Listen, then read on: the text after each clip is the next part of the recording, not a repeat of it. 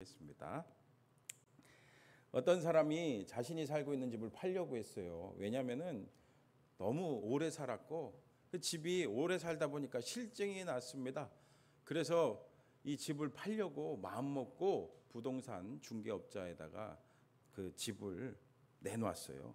그리고 자신이 이제 새로운 집을 이사 가려고 인터넷을 검색하기 시작합니다. 그때 검색할 때 한 집이 눈에 확 띄었어요. 그 집 소개하는 첫 타이틀에 뭐라고 써 있냐? 언덕 위에 있는 집.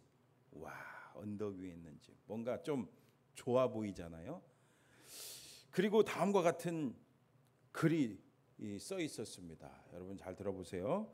언덕 위에 아름다운 집입니다. 멀리 평야가 보이고 그 평야 위로 떠오르는 해를 보고 있노라면 하루 일과를 시작하는 힘이 나는 것 같습니다. 또한 아름다운 정원이 있습니다. 작은 정원이지만 사시사철 갖가지 꽃들이 피어납니다. 이 정원을 거니노라면 마치 천국에 온 기분을 느낄 것입니다. 이 집의 방해 구조는 편리하게 되어 있습니다. 부부는 사랑을, 자녀들은 행복을 나눌 수 있는 참 좋은 집입니다. 이 집의 이웃이 참 좋습니다. 법 없이 살 수도 있는 사람들입니다. 좋은 일뿐 아니라 나쁜 일도 서로 나누기 때문에 바로 이 동네는 가족과 같습니다. 여러분, 이 소개의 글을 들으시니까 어떤 마음이 드세요? 와, 이 집을 사고 싶으시죠? 그래서 이 사람도 이 집을 사고 싶어서 내가 당장 이 집을 사야 되겠다 하고서 한번 직접 가서 봐야 되겠다 해서 주소를 딱 보니까 이 주소가 어디서 많이 보던 주소예요. 여러분 어디일까요? 맞아요. 자기 집인 거예요. 자기 집. 자기 집을 그 부동산 중개업자가 잘 팔려고 그렇게 좋게 써놓은 겁니다. 그는 다시 한번 그 글을 자세히 읽으면서 자신의 집을 이렇게 보았어요.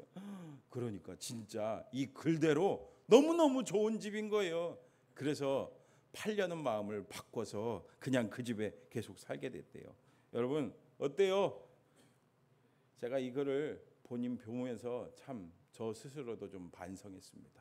여러분 오늘 우리도 하루하루 살면서 주어진 것에 대해서 감사하지 못하고 여러분 어떻습니까? 매너리즘에 빠지고 또 타성에 젖어서 그냥 살고 있지 않습니까?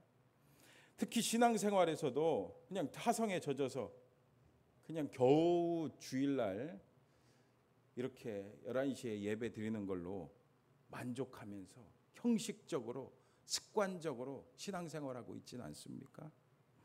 그러다 보니 하나님께서 우리에게 주시는 놀라운 복을 제대로 누리지 못하는 경우가 참 많이 있습니다. 여러분 그렇습니다. 우리 그리스도인들은요 무엇보다 하나님이 주시는 그 복을 누릴 수 있어야 됩니다. 여러분 이 복을 꼭 받으시기를 축복합니다. 근데 여러분 혹시 제가 복 받아야 된다고 제목도 그냥 노골적으로 복 받으세요죠? 하니까 목사님 기복주의 신앙 얘기하는 거 아니야? 라는 생각을 하시는 분이 혹시 있을지 모르겠어요. 그러나 여러분 성경 보세요. 성경은요 처음부터 끝까지 복리학입니다. 복리학이. 여러분 대표적으로 세상의 기원, 우리 인간의 기원을 다루고 있는 그 창세기 보세요. 창세기 1장 28절 말씀 한번 볼까요? 같이 시작. 하나님이 그들에게 복을 주시며 하나님이 그들에게 이르시되 생육하고 번성하여 땅에 충만하라. 땅을 정복하라. 바다의 물고기와 하늘의 새와 땅에 움직이는 모든 생물을 다스리라 하시니라. 아멘. 여러분 이렇게 하나님께서는 하나님의 형상을 따라 우리 사람을 만들고 명령을 내리셨죠. 3가지 명령을 내리십니다. 여러분 뭡니까? 땅에 충만하라.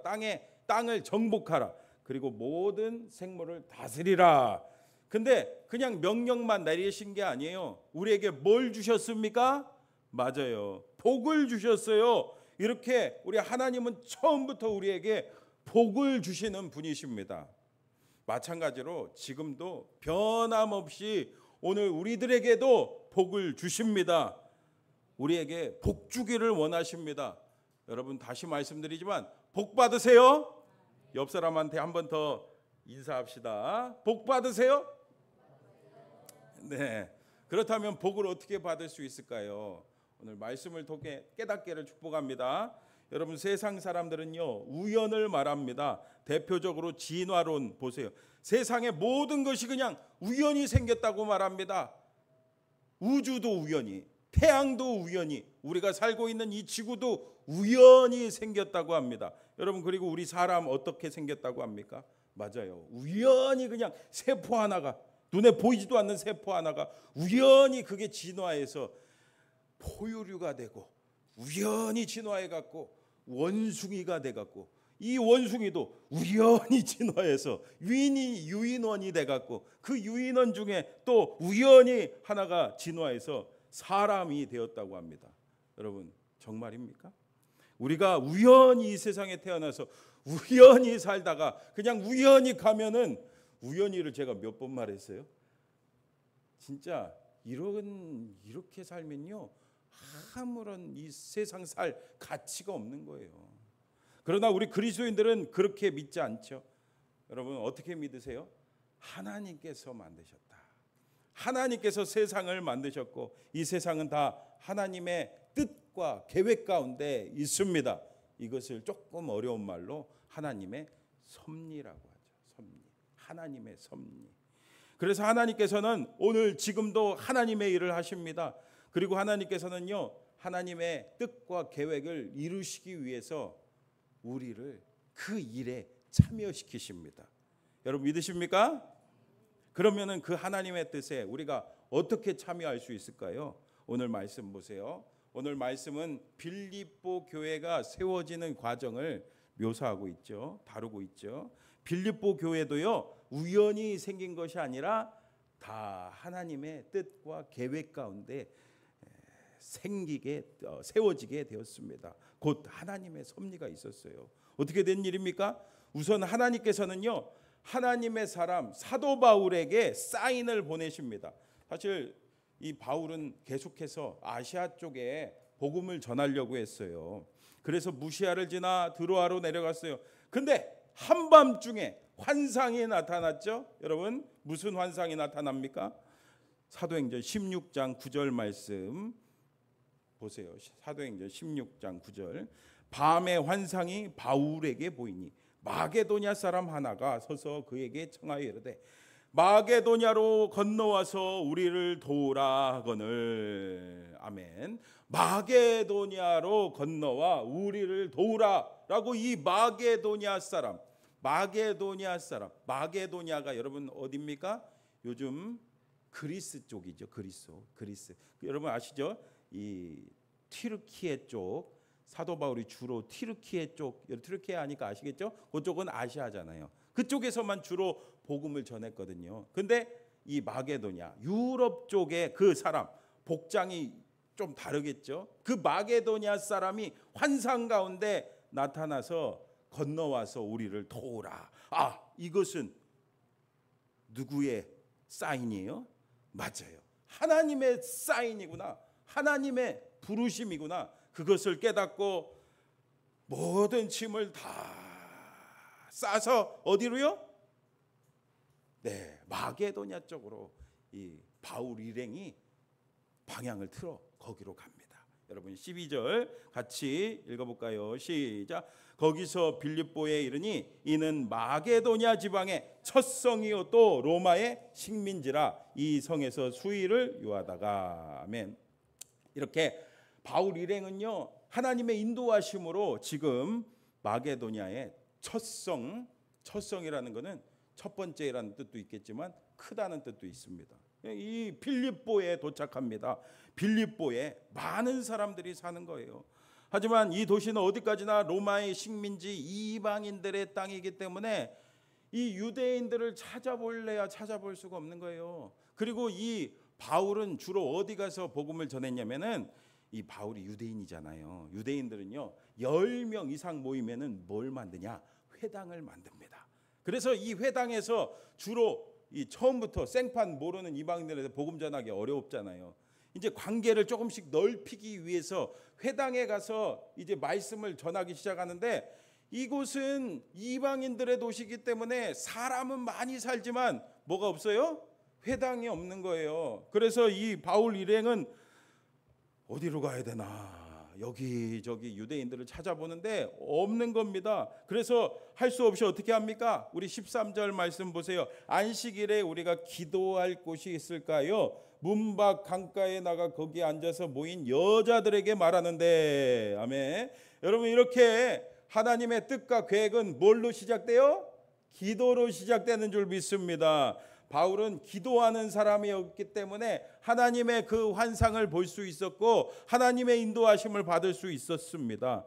그리고 기도하는 사람이었기 때문에 이렇게 하나님께서 예비한 사람을 만날 수 있게 됐어요. 여러분, 그 예비한 사람들 누굽니까? 이렇게 한 무리의 여자들을 만납니다. 그리고 그들에게 바울은 말하기 시작하죠. 근데 여러분, 여기서 말하는데 이렇게 하는데 뭘 말했겠어요? 여러분, 뭘 말했겠어요? 맞아요. 하나님의 말씀을 전했겠죠. 복음을 전했겠죠. 그런데 그 여자들 중에 누가 있었대요? 14절 말씀 또 같이 읽어볼까요? 시작. 두아디라시에 있는 자색 옷감 장사로서 하나님을 섬기는 루디아라 하는 한 여자가 말을 듣고 있을 때 주께서 그 마음을 열어 바울의 말을 따르게 하신지라. 아멘. 이렇게 하나님께서 하나님께 나아가 기도하면요, 하나님께서 예비한 그 사람을 만나게 하십니다. 여러분, 그 사람이 누구예요? 바로 루디아입니다. 루디아. 그러나 여러분, 이것은 결코 우연이 아니었죠. 다 하나님께서 루디아와 바울을 만나게 하신 거예요. 그 만남을 통해서 뭘 하기 원하셨다고요? 빌립보 교회를 세우기를 원하셨어요. 여러분, 이처럼요, 모든 것은 다 하나님의 뜻과 계획 가운데 있습니다. 그런데 여러분, 그 하나님의 뜻과 계획을 이루는데 무엇이 있었어요? 오늘 루디아를 어떻게 소개합니까? 14절 상반절을 보면은 두아디아시에 있는 자색 옷감 장사로서 어떤 사람이다? 하나님을 섬기는 루디아라. 루디아를 하나님을 섬기는 사람이라고 말씀합니다. 그러니까 루디아는요, 바울을 만나기 전부터 하나님을 알고 하나님을 믿었어요. 그녀는 이방인이었지만 유대인들을 통해서 이 구약의 하나님, 여호와 하나님을 알게 되었습니다. 그러니 우리가 여기서 무엇을 유추해 볼 수가 있습니까? 여러분, 맞아요. 그녀도 역시 하나님 앞에 뭐 했다? 기도했다라는 것을 알 수가 있습니다. 여러분, 그러면 그녀가 무엇을 기도했겠습니까? 여러분, 생각해 보세요. 루디아 직업이 뭐예요? 자색 옷감 장사예요. 자색 옷감 장사. 자색. 요즘 우리 뭐 빨간색 뭐 그런 거, 빨간색, 파란색 뭐 다양하게 쉽게 입지만 그 당시에는 옷감을 물들이려는 게 얼마나 힘들었겠어요. 그렇죠? 그래서 이 사업은요, 쉽지 않은 사업이었어요. 근데 더군다나 남자도 아닌 여자의 몸으로 사업을 하려니까 얼마나 힘들겠습니까? 오늘날도 여성이 홀로 사업을 한다는 것은 굉장히 힘든 일인데, 그 당시 혼자 여성이 그 사업을, 그 많은 돈을 다루는, 그 어려운 기술을 다루는 그 일을 하려다 보니까 힘들고 어려운 일이 있을까요? 없을까요?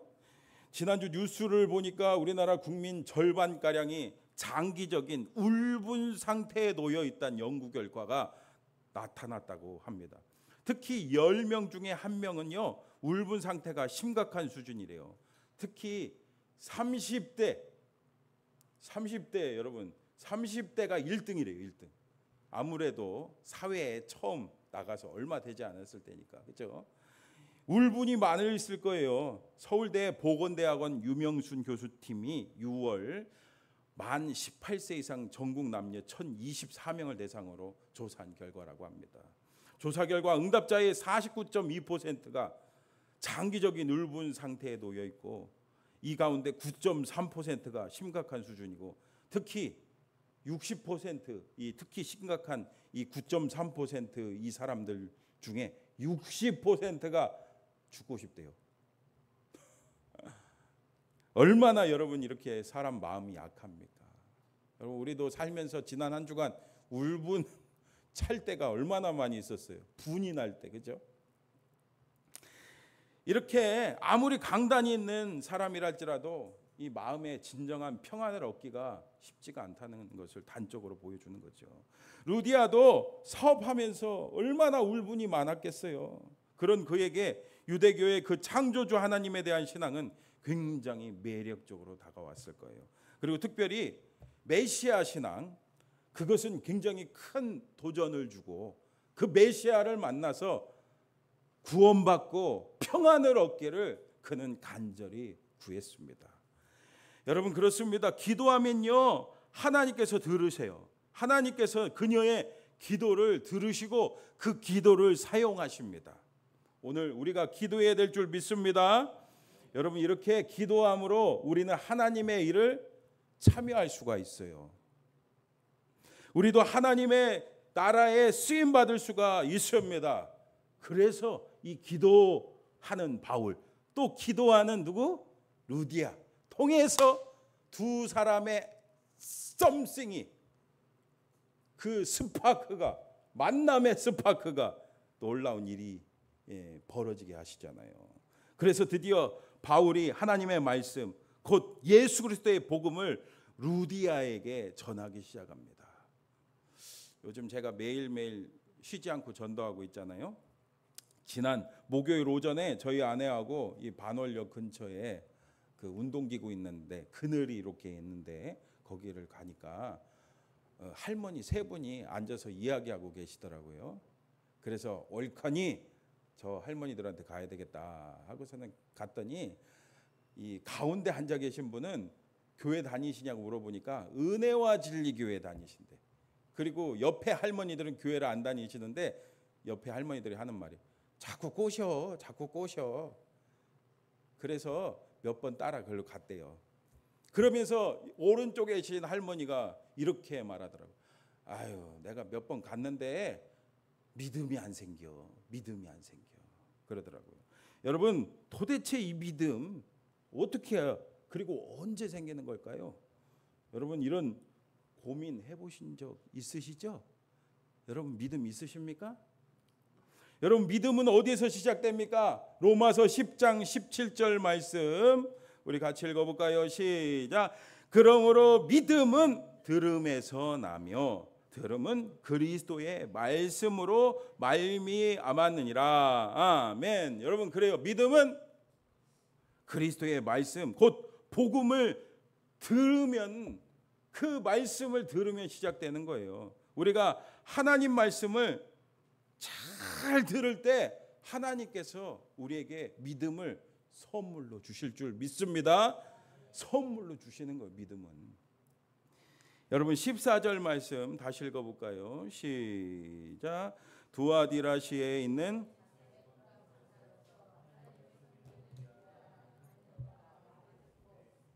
주께서 그 마음을 열어 바울의 말을 따르게 하신지라. 아멘. 그는 그 루디아는요 바울이 전하는 그 복음의 메시지, 하나님의 말씀을 어떻게 들었어요? 집중해서 딴짓하지 않고 그냥 막 눈에서 막 야, 내가 저 말씀을 들어야 되겠다. 이게 듣고 있을 때라고 써 있는데 이거 원어로 보면요 계속해서 집중해서 들었다는 뜻입니다. 집중해서 들으시기를 축복합니다. 사실 우리가 말씀을 들으면 누가 얘기하는 거는 이렇게 한 귀로 듣고 한 귀로 흘릴 때가 얼마나 많이 있습니까? 사실 듣지도 않고 딴짓하고 딴 생각할 때가 얼마나 많이 있습니까? 여러분 우리가 일주일 살면서 하나님 말씀 많이 들으셨어요? 매일매일 하나님 말씀 보고 계십니까? 네. 오늘부터 들으세요. 네. 그리고 말씀을 들을 때 오늘도 제가 이렇게 여러분들한테 막 말씀을 전하고 있잖아요. 근데 여러분 집중해서 듣고 계십니까? 집중해서 들으세요. 이 말씀을요 집중해서 들어야 됩니다. 제가 봤을 때 아까 그 오른쪽 할머니요, 아유 왜 이렇게 졸립지 하면서 주무셨을 거예요. 제가 이렇게 말씀 전하다 이렇게 보면은 딴짓하고 주무시고 딴 생각하고 그러면요, 믿음이 맨날 이렇게 그냥 예배당 와도 믿음이 자라지도 않고 성장하지 않습니다. 말씀을 집중해서 들으시기를 바랍니다. 정성껏 말씀을 들으면요, 그때 성령께서 역사하시는 거예요. 하나님은요, 인격적인 분이기 때문에 강제로 하지 않습니다. 우리가 마음을 열어서, 마음을 활짝 열어서 그 말씀을 들을 때 그때 성령께서 역사하시는 거예요.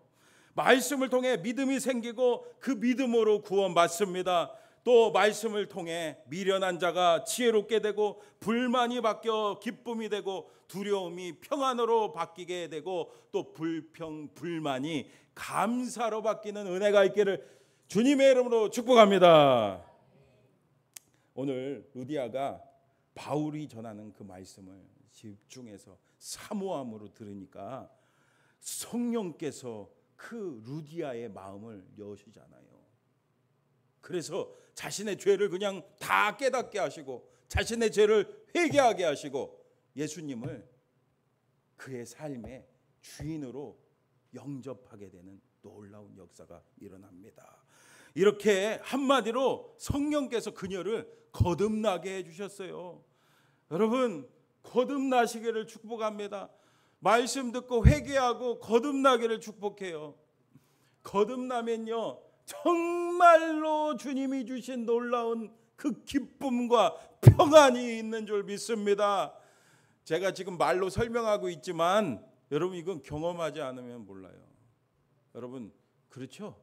경험해 보셨죠? 여러분, 한마디로 그녀는요, 복 받았어요. 이거 말씀드리려고 제가 복 받으세요라고 한 거예요. 여러분, 그리고 이렇게 진짜 복 받고 진짜 거듭나서 하나님의 자녀 되고 기쁨과 평안이 넘치면은 뭐 하고 싶은지 아세요? 아주 쉽게 예를 들어서 제가 설명하면, 지난주에 저희 아내랑 저기 군포에 있는 온땡 쭈꾸미 집 갔거든요. 온땡 쭈꾸미 집. 여러분 아시죠? 거기 굉장히 맛있잖아요. 안 맛있어요? 맛있더라고요. 저는 목사님들하고 몇 번 갔는데 제가 갈 때마다 마음속으로 다음에 우리 아내랑 꼭 가야 되겠다. 꼭 가야 되겠다. 그리고 목사님들한테도 제가 선포했어요. 우리 아내랑 한번 와야 되겠다고. 여러분, 맛있는 거 먹으면은 생각이 나죠? 누가 생각이 나요? 사랑하는 사람이 생각이 나죠. 사랑하는 내 가족이 생각나고, 사랑하는 내 친구가 생각나고, 같이 한번 와야 되겠다. 여러분, 그런 마음이 들죠? 여러분, 아주 쉽게 와닿죠? 네, 그래서 여러분, 마찬가지로 진짜 거듭나고 기쁨이 생기면은 이 복음을 전하지 않을 수가 없는 거예요. 여러분, 오늘 루디아들 보세요. 15절 말씀 같이 읽어볼까요? 시작. 그와 그 집이 다 세례를 받고 우리에게 청하여 이르되, 만일 나를 주 믿는 자로 알거든 내 집에 들어와 유하라 하고 강권하여 머물게 하라. 아멘. 예수님이 너무너무 좋기 때문에, 예수님을 통해서 구원받은 그 기쁨이 너무너무 소중하고 너무 좋기 때문에 이거를 누구한테요? 가족들한테. 그래서 바울 일행이 그 집에 찾아가서 똑같이 복음을 전하기 시작합니다. 그 가족들도 다 어떻게 됐어요? 구원받았어요. 거듭났습니다. 그래서 세례받잖아요. 여러분, 이뿐이 아니죠. 그 은혜를 경험한 오늘 루디아가 어떻게까지 합니까? 앞서도 말씀드렸다시피 바울이 가는 곳곳마다 먼저 간 곳이 어디라고 했어요? 회당으로 갔다고 했잖아요. 근데 이 빌립보에는 회당이 있다고 해요? 없다고 해요? 없어요. 그러니까 이 복음 전할 곳이 마땅치가 않은 겁니다.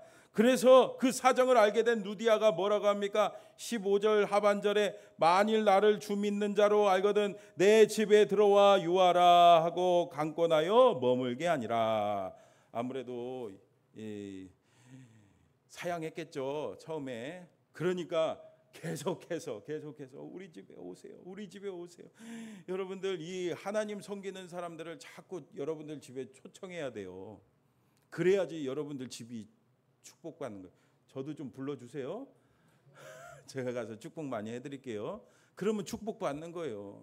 이 루디아가 그걸 아니까 이렇게 자기 집에 와서 가자고, 교회 시작하자고. 그래서 이 집이 어떻게 됐습니까? 빌립보 교회의 첫 교회가 된 거예요.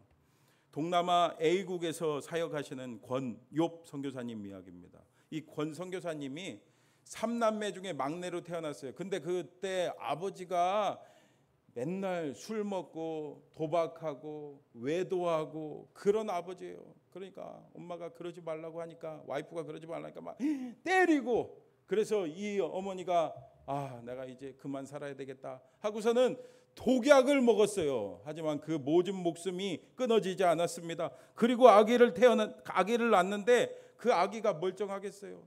다리가 마치 종이장처럼 휘는 희귀병, 그것을 가지고 태어나게 됐어요.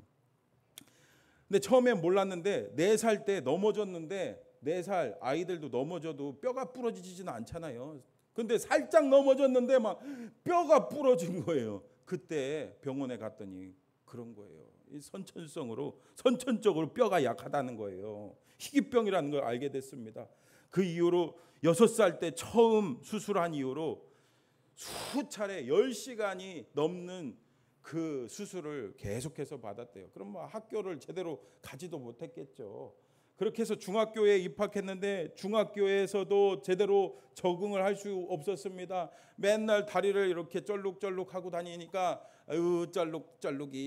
쩔룩박이라고 막 친구들이 놀리니까 학교 가기 싫은 거예요. 그래서 집을 나왔어요, 중학교 때. 근데 집을 나와서 먹고 살아야 되니까 어디 일자리 없나 하고서는 일자리를 구했는데, 여러분 어리고 무슨 기술이 있는 사람도 아니고 또 다리까지 저러니 쩔룩거리고 다니니 무슨 취직을 제대로 하겠습니까? 그래서 보니까 식당에서 앉아서 그 접시 닦는 거 있잖아요. 그거 이제 하게 됐어요. 그래서 맨날 이렇게 접시를 닦는데 16시간을 닦았대요. 계속 닦고 있으니까 이 다리가 어떻게 되겠어요? 아무리 앉고 있으니까, 앉아 있어도 이 멀쩡하지가 않은 거예요. 보니까 그 접시 또 닦다가 어느 날 쓰러졌는데 보니까 다리가 썩었대요. 와, 그래갖고 그제서야 다시 집에 돌아가서 그냥 맨날 누워 있는 겁니다. 휠체어 없이는 밖에 나갈 수 없는 처지가 됐어요. 그러던 어느 날 이웃집 아주머니가 교회 가자고 합니다. 만날 때마다 교회 가자. 여러분 주변에 예수 믿지 않는 사람 있다면 만날 때마다 얘기하시기 바랍니다. 만날 때마다 그러니까 알았어요, 한번 갈게요. 그래서 휠체어를 끌고서는 교회를 가니까 와, 사실 그동안 사람들이 쟤는 왜 태어나갖고 저렇게 병신이 저렇게 왜 태어나. 여러분 제가 그거 하는 말이 아니라 그때 그랬대요, 사람들이. 막 그런 거예요. 그렇게만 그런 얘기만 들었는데, 당신은 사랑받기, 막 교회 가면 축복성도 해주고 환영도 해주고 또 맛있는 것도 주고, 막 그때 막 어려운데 계란도 사주고 또 쌀도 사주고 막 사랑으로 해주니까 그때부터 교회 다니기 시작했습니다. 그러다가 다리가 너무 불편하니까 돈 수술을 하고 싶은데 돈이 없으니까 기도하면서 청와대 대통령한테, 대통령님, 제가 형편이 어려운데 수술을 하고 싶은데 돈이 없습니다, 막 이렇게 편지를 썼대요. 근데 답장이 왔어요. 그래서 대통령이 도와줘갖고 수술 받았대요. 그래서 걸을 수 있게 되었습니다. 그러던 행복도 잠깐 1994년도 24살 때였대요. 종로 한복판에서 횡단보도 건너려고 하는데 그냥 그 자리에서 주저앉았대요. 근데 때마침 그때 무슨 일이 있었냐, 어머니가 평생 옆에서 간병해 주던 그 어머니가 글쎄요 암에 걸려갖고 2달 만에 돌아가셨대요. 어머니 돌아가셨죠. 안진뱅이 됐죠. 그는 진짜 살 소망이 다 끊어졌습니다. 그냥 반년 가까이 맨날 술만 먹으면서 신세의 한탄을 했습니다. 그리고서 어느 날 새벽에 나 이제 그만 살아야 되겠다, 마지막으로 하나님한테 이야기하러 교회 한번 가야 되겠다. 그래서 막 목발을 잡고 부들부들 떨면서 일어나 휠체어 타고 눈을 헤치며 교회에 갔어요. 하나님, 저 이제 세상 떠납니다. 그 얘기를 하는데 막 억울한 거예요.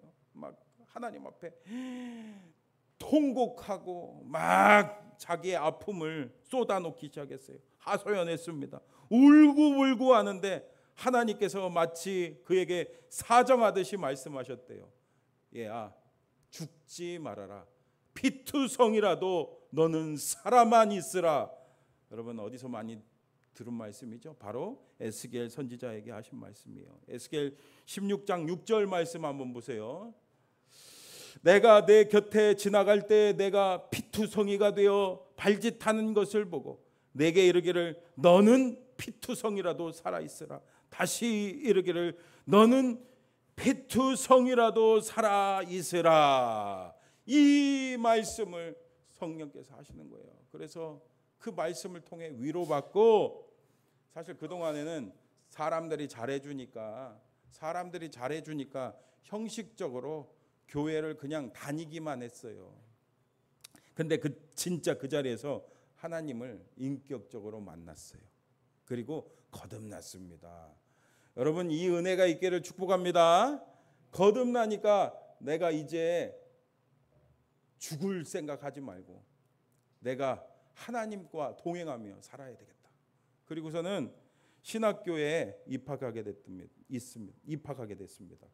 낮에는 아르바이트하고 밤에는 이제 신학대학교에 다녔어요. 그렇게 10년의 시간이 지났습니다. 10년이 넘는 시간이 지났습니다. 그 사이에 하나님께서 계속 복을 주시는 거예요. 무엇보다 하나님 만나니까 기쁨과 평안이 찾아오니까 얼굴에, 그전에는 맨날 우거지상, 이렇게 우거지상이었는데 얼굴이 환해지는 거예요. 여러분 얼굴이 환하십니까? 내 안에 정말 예수님이 살아계시다는 것은 우리의 얼굴 표정으로 알 수 있어요. 얼굴이 환해지니까 인기가 생기겠는 거예요. 그러니까 예쁜 자매 만나서 하나님이 결혼도 시켜주셨어요. 그리고 그동안 계속 10년 동안 휠체어에 그냥 이렇게 실려서 살았는데 어느 날 새벽에 하나님이 다리에 힘을 얻게 해주셔서 벌떡 일어나게 해주셨어요. 다시 걸을 수 있게 해주셨어요. 이렇게 하나님이 계속해서 그 복과 은혜를 주시는데 너무너무 감사하잖아요.